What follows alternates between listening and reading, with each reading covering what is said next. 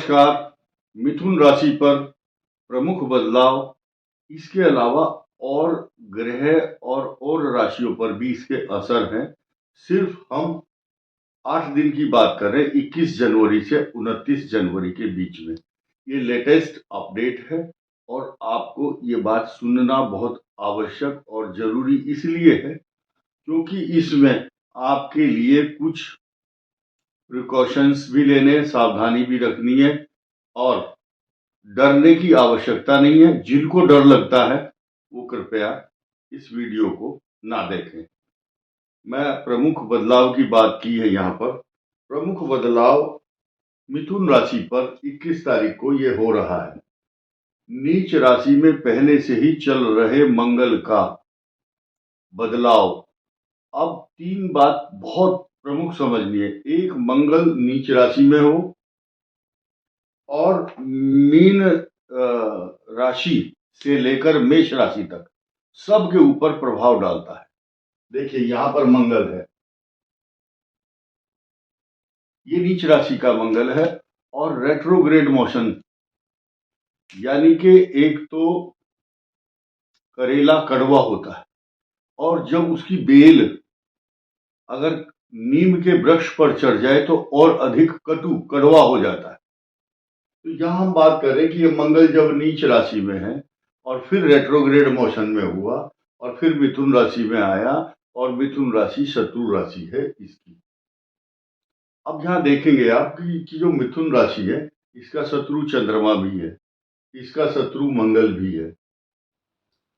इस मिथुन के मंगल पर और चंद्रमा पर किसी शुभ ग्रह की दृष्टि नहीं है, आप देखेंगे। अब एक प्लस पॉइंट तो है कि जब चंद्रमा और मंगल, ज्योतिष शास्त्र में एक बहुत बड़ा सिद्धांत है, एक साथ बैठते हैं जब ये, तो एक बहुत बड़ा योग बनता है, उसका नाम है महालक्ष्मी राजयोग। महालक्ष्मी राजयोग आपको दिखाई देगा, स्पष्ट दिखाई दे रहा है। बृहस्पति की दृष्टि नहीं है, मंगल और चंद्रमा यहां पर है।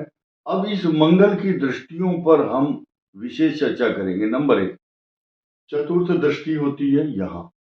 ये माता, मित्र, मकान, सवारी, पशु, आपकी जायदाद, आपकी प्रॉपर्टी, आपका सुख और चैन, आपका डबल बेड पर जब आप सोते हैं उस स्थान का भी ये परिचायक है, चतुर्थ भाव।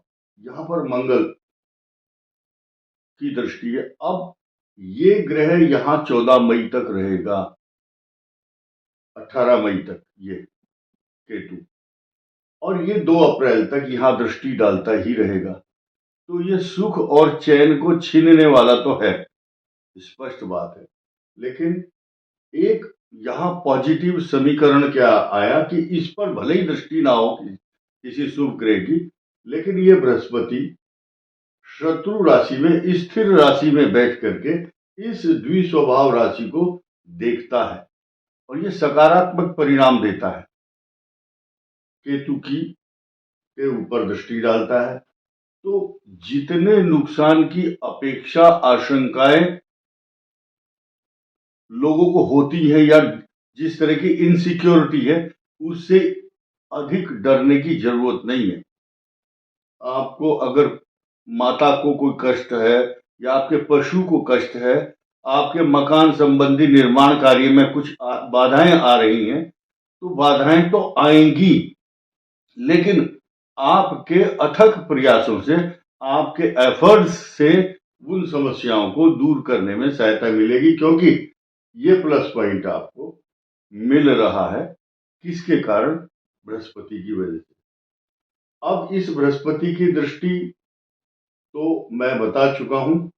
अब मंगल की दृष्टि दूसरी यहां पर है, दूसरी दृष्टि यहां पर है, क्योंकि मंगल की दृष्टि एक यहां तो है ही, इसका प्रभाव चतुर्थ में है, सप्तम में है, अष्टम में है। इसके अलावा और कहीं प्रभाव नहीं है। इन 2 स्थानों पर भी प्रभाव है मंगल का, और इन दोनों स्थानों को ही कवर करने के लिए बृहस्पति यहां पर दृष्टि डाल रहे हैं। बृहस्पति का यहां पर दृष्टि डालना पॉजिटिव साइन है, क्योंकि यहाँ पर सूर्य है और ये बृहस्पति की भले ही यहाँ पर नीच दृष्टि है, लेकिन मंगल की उच्च दृष्टि है। उच्च शब्द सुनना अच्छा लगता है सबको। ये शुक्र यहाँ उच्च राशि में है। अब ये ग्रहों के बदलाव शब्द लिखा हुआ है, इस पर भी आ जाते हैं। 21 तारीख को इसका बदलाव है, 24 तारीख को बुध का बदलाव। इसके मिथुन पर ही ये चर्चा क्यों? क्योंकि आपकी मिथुन राशि का स्वामी स्वयं अष्टम चला गया। अष्टम भाव कष्टकारक माना गया है, बृहस्पति की इस पर दृष्टि है, लेकिन जो शुभत्व आपको मिलना चाहिए, जिस तरह की मदद मिलनी चाहिए, जिस प्रकार के स्वास्थ्य आपको मिलना चाहिए, अच्छा स्वास्थ्य, वो अनुकूल वातावरण नहीं बन पा रहा है। अब हम खास खास ग्रहों की बात की थी, लेकिन और जानबूझ करके हमने एक ग्रह के ऊपर चर्चा नहीं की, वो हम आपके सामने हम लिख रहे हैं। देखिए,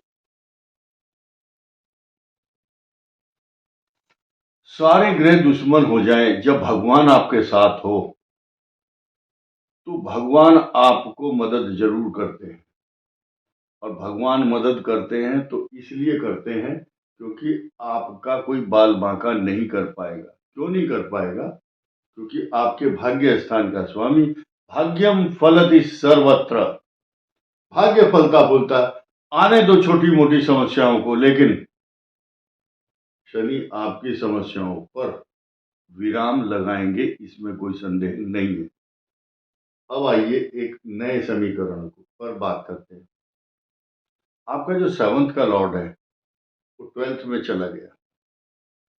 सप्तम भाव का स्वामी द्वादश में जाना और शत्रु राशि में जाना, और यहां से अपने मूल त्रिकोण से छठे और लगन से द्वादश और दशम से भी तृतीय। तो ये जो तीन भाव हैं, 1, 2 और 3, इनकी सुरक्षा की जिम्मा या इनके प्रति चिंता होना स्वाभाविक है। अधिक खर्च, और खर्च भी कहाँ होगा?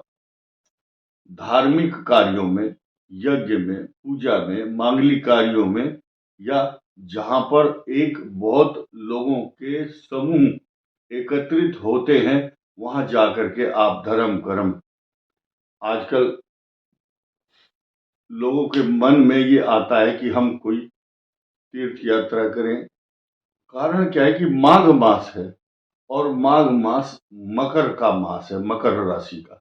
और मकर राशि हम बात करें 21 से 29 तक, 29 तक मकर राशि, मौनी अमावस्या भी इसी दौरान होगी। और मौनी अमावस्या की चर्चा हम जो कर रहे हैं वो इसलिए कर रहे हैं क्योंकि चंद्रमा उस समय यहां पर होगा।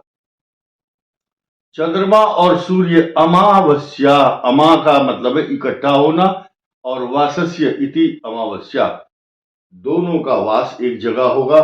तो ये मिथुन से अष्टम भाव जाएगा। ये प्रमुख बदलाव है, इसलिए भीड़ भरे स्थान पर ना जाएं, ऐसा कोई रिस्क वाला काम ना करें, बीमारी से बचें। क्योंकि जब अष्टम भाव पर चंद्रमा और सूर्य का प्रभाव होता है तो मनुष्य को रोगों का भय रहता है, या चोट का भय, अशांति, तनाव, बीमारी, कष्ट। तो इसलिए आपको ध्यान देना है। और नई चीज देखते हैं, शुक्र दशम भाव में है, जिसका और राहु भी है।